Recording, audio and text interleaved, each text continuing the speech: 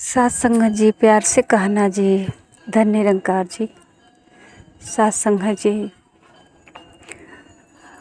आज वर्तमान सदगुरु माता सुदीक्षा जी महाराज तत्वदर्शी गुरु ब्रह्म ज्ञान के द्वारा सभी मानव जीवन का उद्धार कर रहे हैं। सात संगत जी, ये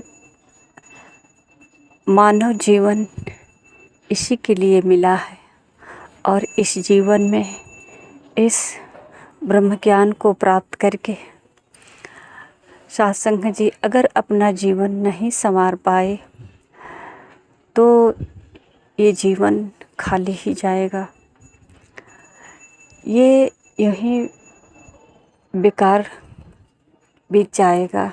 सात संगत जी, सतगुरु से ज्ञान प्राप्त करने के बाद सतगुरु ने किस तरह से सिखलाई दिया और सही राह दिखाए। सात संगत जी, इस मन में अनेकों विकार रूपी जो काम क्रोध लोभ मोह के रूप में विराजमान है, इन सब से मुक्ति दिलाई। और सात संगत जी, सेवा सिमरन सत्संग जैसा गुण दे करके गुण का परमात्मा का हर जगह एहसास करा करके जीवन को धन्य किया। आइए सात संगत जी, अपने इस मानव जीवन को सफल बनाएं और सतगुरु से ज्ञान प्राप्त किया हुआ ये अमोलक ज्ञान का कदर करें। जैसा कि सात संगत जी सतगुरु चाहते हैं वैसा मेरा जीवन बन पाए। सतगुरु के एक एक वचन को श्रवण करके अपने कर्म में उतारें, इस संसार के तरफ से अपनी नज़र को मोड़ करके गुरु की तरफ नज़र। जैसा कि सात संगत जी कहा जाता है कि श्री गुरु पद नख मणिगण ज्योति सुमिरत दिव्य दृष्टि ही होती। तो ये नज़र जो है अपनी, कहते हैं नज़र बदलो नज़ारे बदल जाएगी। ये संसार जो अच्छी बुरी की पहचान में आंखें लगी है, ये संसार अच्छी बुरी नहीं है, सब अच्छी ही है। ये नज़र में ही जो दोष है, ये दोष सतगुरु के द्वारा सात संगत जी बदल जाएगा। ये आंखें भी वही देखेगी जो हमारे मन के अंदर भावना होगी, जो हमारे मन के अंदर विचार होगा, सोच होगा, ये आंखें भी वही देखेगी, वही महसूस करेगा ये मेरा मन। तो सात संगत जी, सतगुरु का ये जो ज्ञान मिला है, ये सात संगत जी कोई साधारण ज्ञान नहीं है। संसारिक ज्ञान तो बचपन से लेकर के आज तक बहुत सारे गुरु मिले, चाहे माता पिता भाई बहन दोस्त मित्र रिश्ते नाते बहुत सारे गुरु मिले, पर सात संगत जी ये ब्रह्म ज्ञान केवल तत्वदर्शी गुरु ही दे सकते हैं। आज सात संगत जी माता सुदीक्षा जी के चरणों में आकर के इस जीवन को धन्य करें। और सात संगत जी, जो अब तक से ये मन में ध्यान बैठा था कि इस पठन पाठन कर लेने से, कुछ चौपाइयाँ दोहरा लेने से ये सब हमारा कल्याण हो जाएगा, तो सात संगत जी ये दोहराना ठीक है, इससे कुछ ज्ञान मिल सकता है, कुछ हमें इशारे, कुछ राहें मिल सकती है, पर सात संगत जी कल्याण मुक्ति नहीं मिल सकता है, इससे सुख नहीं प्राप्त हो सकता है। इससे कुछ सीख सकते हैं और सीख करके जीवन में जब उतारेंगे तो सुख प्राप्त हो सकता है।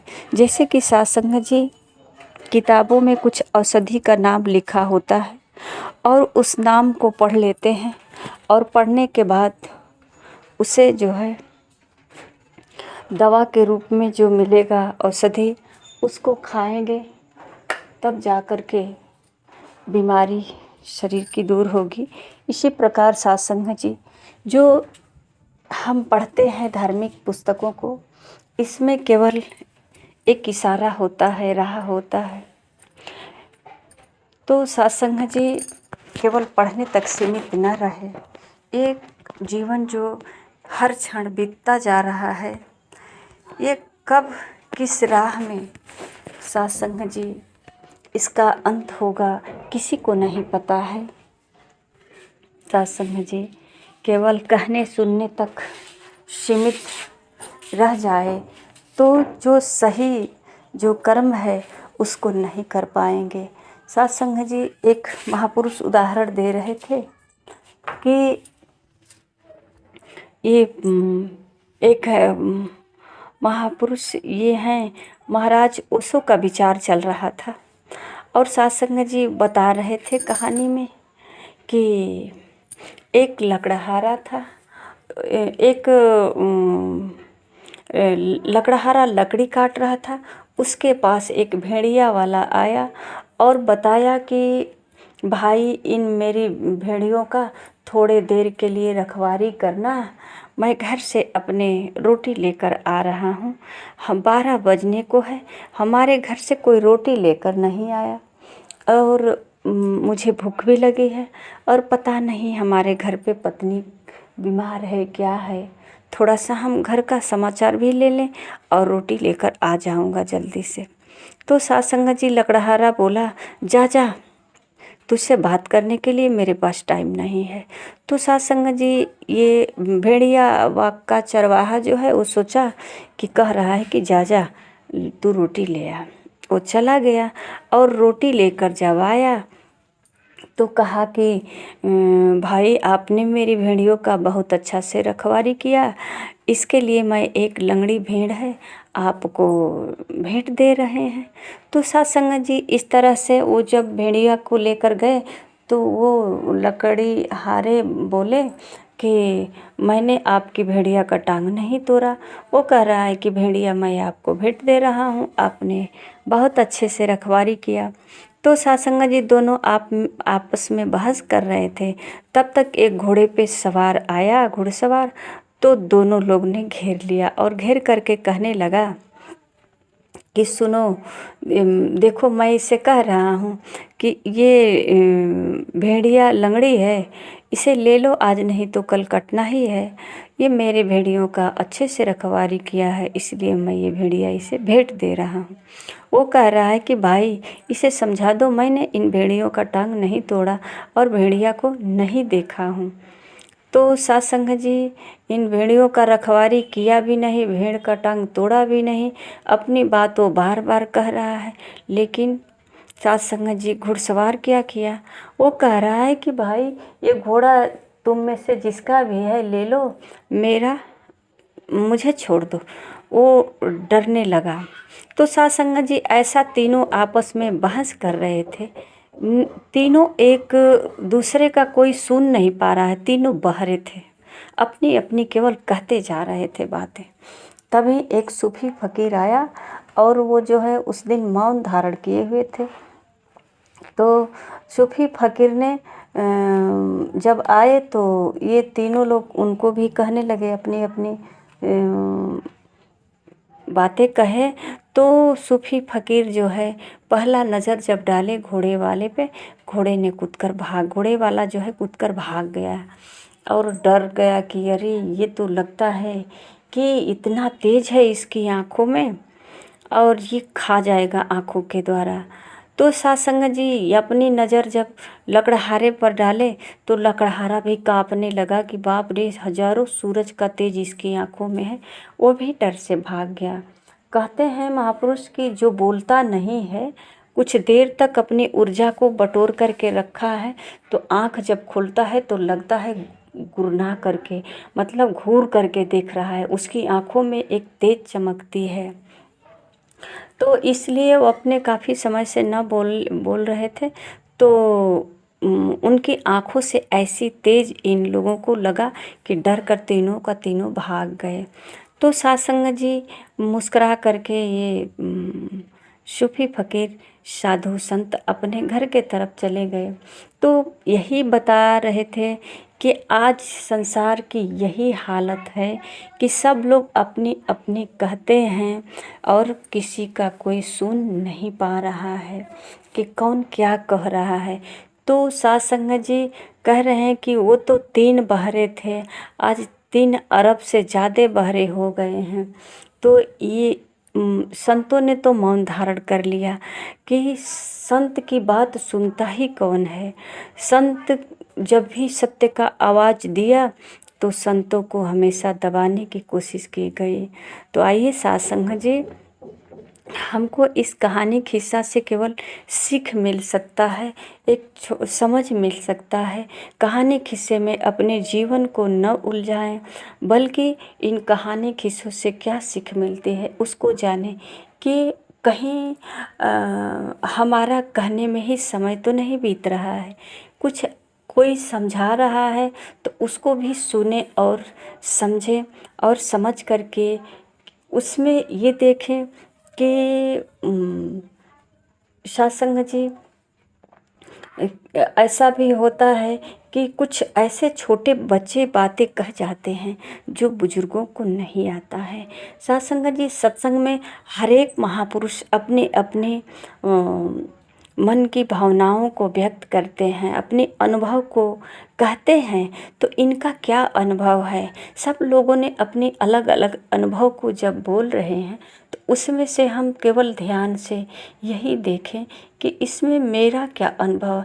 साध संगत जी, अगर मैं सबके विचारों को अनफिट करते जाएंगे, सबको जो है यही कहेंगे कि इनको ज्ञान नहीं, इनको समझ नहीं, ज्ञानी केवल मैं हूँ, तो ये ज्ञान का अहंकार हो जाएगा।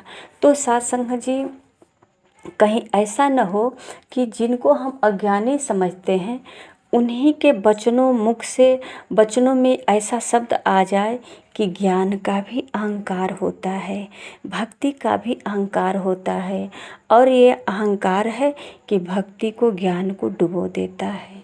तो साध संगत जी, कहीं उनके मुख से ऐसा वचन आया तो ये बहुत सुंदर सिखलाई है कि ज्ञान तो है पर अहंकार भी है। ज्ञान के साथ साथ मैं ज्ञानी हूँ, मैं बहुत कुछ जानता हूँ, मैं विचार दे लेता हूँ, मैं कह लेता हूँ, मैं सेवा करता हूँ, मैं ज़्यादा भक्ति करता हूँ। ये सब एक जो है अहंकार हो जाता है इसका भी। और साध संगत जी, सतगुरु तो चाहते हैं कि हमें कोई एहसास ही ना हो कि हम सेवा करते हैं, सुमिरन करते हैं, भक्ति करते हैं या नहीं करते हैं। अहंकार है कि नहीं, मैं हूँ कि नहीं हूँ, मैं कौन हूँ।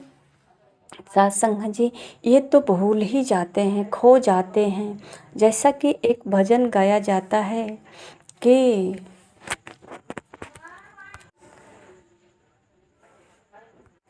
नज़र जिधर जिधर जाए उधर तो ही नज़र आए, ये मेरे इश्क का इम्तिहान है सनम। तो साध संगत जी, जहाँ भी देखे वहाँ केवल यही नज़र आए, तो ये उसके जो है मतलब प्रेम का ही परिणाम है साध संगत जी। और ऐसा तब हो सकता है जब कभी अपने जीवन में मान नहीं, ऊंच नीच का भाव नहीं, तेरे मेरे का भाव नहीं, जो बिल्कुल समर्पण हो, जो मिट चुका हो, जो कुर्बान हो चुका हो। तो ऐसे भक्तों के आँखों पे इस तरह का जो है छवि आता है कि जिधर देखता हूँ उधर तो ही तो है, और हर समय परमात्मा का एहसास बना रहता है, इसी में वो अपना जीवन व्यतीत करता रहता है। तो साध संगत जी, जो भी हम पढ़ते हैं तो उसमें भी कुछ इशारा मिल जाता है। महापुरुषों का जो वचन आता है वो भी हमारे लिए सिखलाई होता है। महापुरुष कहते हैं कि किसी की निंदा ना करो, किसी की निंदा ना करो, किसी को नीचा ना दिखाओ। कौन कैसा खाता है, कौन कैसा पहनता है, सबको अपने अपने हिसाब से सबको पसंद है। अगर हमारे ख्याल में ऐसा आए कि फलाने महापुरुष का विचार अच्छा नहीं, तो मैं अपनी पसंद का चाहता हूँ कि इनकी बोल हमारी पसंद का हो, इनका पहनावा हमारे पसंद का हो, इनका खाना भी हमारे पसंद, सब कुछ हमारे पसंद का हो। तो साथ संगत जी ये भी एक जो है अहंकार है। हमारी पसंद का क्यों, क्या उनकी पसंद अपना नहीं है? वो अपने पसंद का नहीं खा सकते? कभी ये विचार आ जाए कि क्या उनकी पसंद में मेरी पसंद है? क्या वो जो चाहते हैं मैं वैसा कर पाऊँ, कर पाएंगे या कर पाऊँ? तो करके देखें एक बार। अगर उनके पसंद का मैं नहीं कर पा रहा हूँ तो हमारे पसंद का कैसे करेंगे? तो साथ संगत जी यहाँ तो महापुरुष सब लोग एक दूसरे के पसंद में ही अपनी पसंद मिलाते रहते हैं। एक गुरु का सिखलाई ही ऐसी है कि किसी का निंदा नहीं करो, सबकी प्रशंसा करो। सबको जो है देखते ही, एक दूसरे से मिलते ही गले मिलते हैं, धन्य निरंकार करते हैं और सबके ओठों पे एक ऐसी खुशबूदार मुस्कान निकलती है कि साथ संगत जी जीवन धन्य हो जाता है। मानो कितने वर्षों का बिछड़े हुए मित्र आज मिलता है, गले मिलते हैं। कितनी खुशियाँ, कितना दौलत मिलता है कि मिल करके कितने खुश होते हैं। धन्य हो प्रभु, धन्य हो प्रभु, धन्य निरंकार करके अपने जीवन में एक अनोखा अनुभव करते हैं, खुशहाल जीवन जीते हैं। तो साथ संगत जी सतगुरु माता सुदीक्षा जी महाराज की यही सिखलाई है कि ना कोई बैरी है, ना कोई बेगाना है, सब में एक ही रस, ऐसा भाव आए कि सब में एक ही परमात्मा है। यही साकार भी है, यही निराकार भी है। और ये नज़र जहाँ जहाँ जाती है वहाँ तो केवल यही दिखाई देता है। तो जैसे साथ संगत जी कहते हैं, जागी रही भावना जैसी प्रभु मूर्तिन देखी तैसी। तो जैसी हमारे मन के अंदर भावना रहेगी वैसा ही परमात्मा सब जगह दिखाई देगा। साथ संगत जी अगर मन में विरोध का भावना है तो कोई विरोधी सामने खड़ा होगा। अगर मन में प्रेम का भावना है तो सब लोग प्रेम के ही भरे हुए मिलेंगे। साथ संगत जी हम चाहते हैं कि सब लोग हमसे प्रेम से बातें करें, सब लोग मुस्कुरा कर बातें करें। तो इसके लिए हमको भी प्रेम से बात करनी होगी, मुस्कुरा कर बात करनी होगी। ये भी एक सेवा है। संतों की ये सिखलाई है, गुरु की सिखलाई है कि सबसे मुस्कुरा कर बातें करो, सबसे प्यार से बातें करो, सबको मुस्कुराने का, खुश होने का अवसर दो। किसी को रुलाओ मत, किसी को दुख मत दो, किसी को सताओ मत। यही भक्ति सर्वश्रेष्ठ है। तो आइए साथ संगत जी हम संतों महापुरुषों से सीखें कि कैसा हमारा जीवन होना चाहिए। प्यार से कहना जी। धन्य निरंकार।